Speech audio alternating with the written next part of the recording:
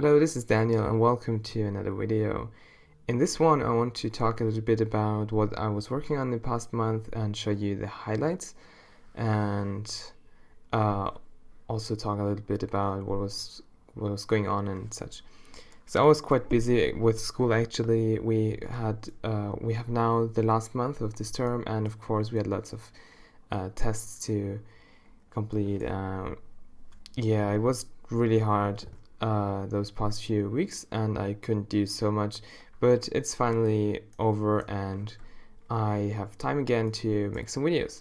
So about this first project that I want to show you, this is the one I think that was the most successful in this past month, even though it's one of the more recent ones.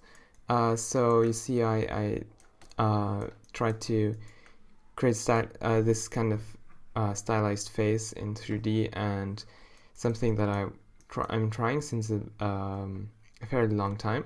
But here with this head, I tried a few new techniques that proved quite successful. So here are a few renders of different expressions. These are just some tests. Of course, it's not very flexible yet. I can demonstrate some of them. So you see the eye, for example. This should be the mouth. Yeah, things like that. So what's pretty interesting in my opinion is the way the eye is made. So as you can see, let me see if I can get this into view.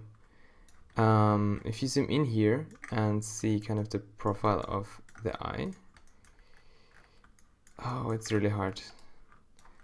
Oh, maybe like this. Well, you see here, it goes in like that, and then there's this big hollow area, and then here again, this kind of edge. And if you now create a second object that for the eyelashes, which goes over this entire part here, you'll have a really good result in the textured mode then, because everything no matter from which view you're looking at it, you get a smooth edge from the eye to the eyelashes, which works pretty good. Also, you can move the eyes a little bit. You can shift them a little bit to the back, which gives it a more natural feeling. And also you can push the highlights a bit more to the front, which adds also that kind of three-dimensional look. And also posing the entire thing gets really easy because you just have to adjust that one loop, and you don't have to worry too much about what's going on inside, because it works on its own quite well. Well, about the mouth, I guess there's not so much to say. The topology as well is pretty, not very complex at all. I really tried actually to keep myself from trying to make it correct the way I'm used to do it, with all the loops that they say are good, but in the end it's kind of just keeping me from getting closer to what I'm trying to achieve.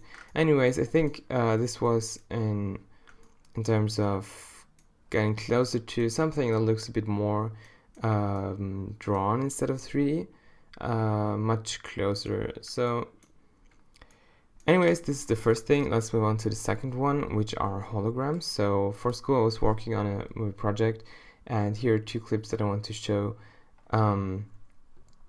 So basically we've got camera tracking and holograms. At this point, let me very quickly give credit to, I think it was BM on Blend Swap, that's his username, who created this upper part of the hologram.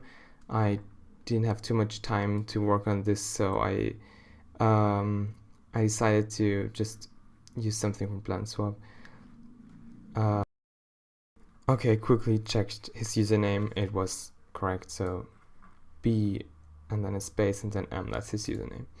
Anyways, here's the second one, which is also from the same movie, just a different part, and you see here in that bright area there is actually one of those holograms as well.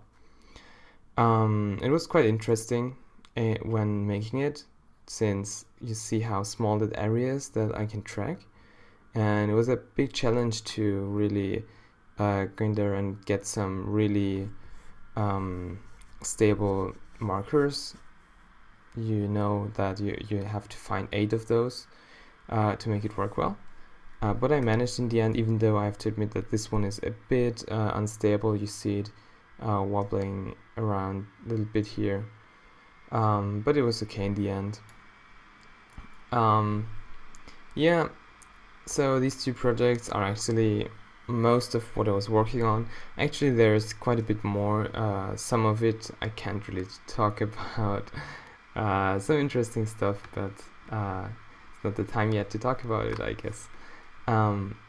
Anyways, I hope I'll get to make videos soon, and until then, see you. Have a good day.